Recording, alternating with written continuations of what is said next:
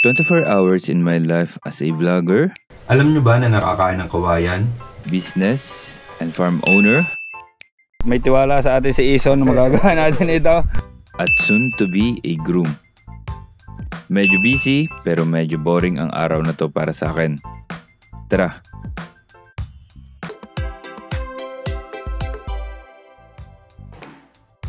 Nagising ako ng 6:24 AM. Pagbangon ko, diretso bukas ng laptop para gumawa ng script at mag-record ng voiceover. Alam nyo ba na nakakain ng kawayan? Yep, pagkain bukid yan. Kailangan ko kasing ma-send sa editor ko. Nagprint din ako ng waybill. Para sa akin binebenta online na spicy chicken pastil by Garapon ni Ka of Beauty. Nakakatuwa lang na mula nung nag-umpisa akong ilagay ito sa online platform, hindi pa ako na zero. Since then, walang araw na zero orders tayo. Thank you sa lahat ng suporta sa aking spicy chicken pastil. Order na. 7 AM nagdiretso ako sa farm. Kasi andito si Ison para sa paggawa ng blueprint ng ating greenhouse project.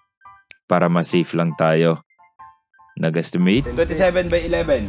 naglista at ibinigay sa akin ng minuta. Okay, so ito muna sa ngayon ang ating bibilhin daw at may tiwala sa atin si Ison na magagawa natin ito. Tiwala naman siya na magagawa namin. Pero back up daw namin siya. Ayos. Nagpa-crash course lang din ako ng welding sa kanya at marami akong natutunan. Ayaw magpabayad sa oras niya kaya binigyan ko na lang ng manok pang tinola. 8:30 pagka-uwi ko, miniting ko ang crew ng Spicy Chicken Pastil by Garapon ni Ka of Beauty Production. Nag-revise kasi ako ng checklist and controls para sa consistent na quality nito. Okay, dalawang crew, 8 came. Ay, natikman ko na. Okay para sa akin. Alan. And nagtuloy na sila sa production. Sa bahay pa rin, pero soon magkakaroon na tayo ng dedicated space para sa gawaan natin. 9 AM nag-breakfast ako. Akala ko makakapagpahinga ako after. May nakabook nga pala ako na linis ng aircon dito sa bahay. Anyways, inimpis ko lang ang gamit dito sa isang kwarto para naman hindi mabasa. Tinaray ang aircon para sure na gumagana naman before sila mag-start. Pati kwarto ko inimpis ko na habang ginagawa nila ang paglilinis.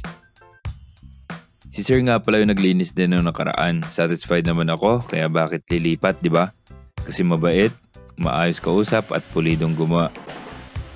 Pero nagtataka pa rin ako sa ganitong aircon. Naisip kaya na naka-invento nito na sa tuwing magpapalinis ang mayroong maliit na kwarto? Meaning ay need ding bulwasin ang kwarto? Anyway, naisip ko lang naman.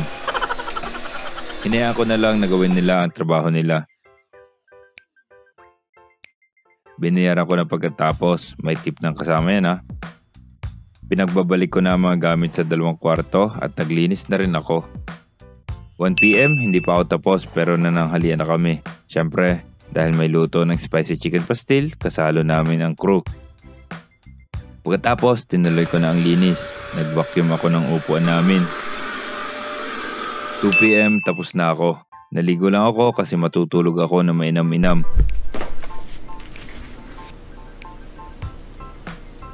4:01 nagising ako. 2 oras na tulog. Grabe, hindi ko na maalala kung kailan ang last time na natulog na ganong kasarap at kahaba. Boring day pero siguro blessing in disguise na kailangan ko na rin magpahinga. 4:30 nagpunta pa ako sa farm. Kasi may schedule meeting kami ni na John Paul at Jayman kasama ang mga partners nila. Para i-update nila ako kung kumusta ang kanilang pag-iipon, kung nagagawa ba nila at kung may kailangan bang i-adjust. Hihingi lang ako ng update kung nasusunod pa natin, kumusta na at may kailangan ba tayong i-adjust. Para makapagbigay din ako ng pointers sa kanila at some reminders kasama ang mga partners nila. Kasi ang ganitong bagay ay dapat parehas silang may disiplina at parehas nilang alam ang direction na pupuntahan nila. Overall, nasusunod pa rin naman nila ang idea ng pag-iipon na itinuro ko sa kanila. Akala nyo tapos na ang araw ko? Okay, time check tayo. 6:10 PM. May errands pa ako. Punta ako sa San Jose, Batangas. May kailangan akong pick upin. Tara. 6:10 PM, bumiyahe ako papunta sa San Jose, Batangas para i-meet up ang gumawa ng wedding ring namin. Sa dami kong nagawa ngayong araw, boring pa ba talaga to?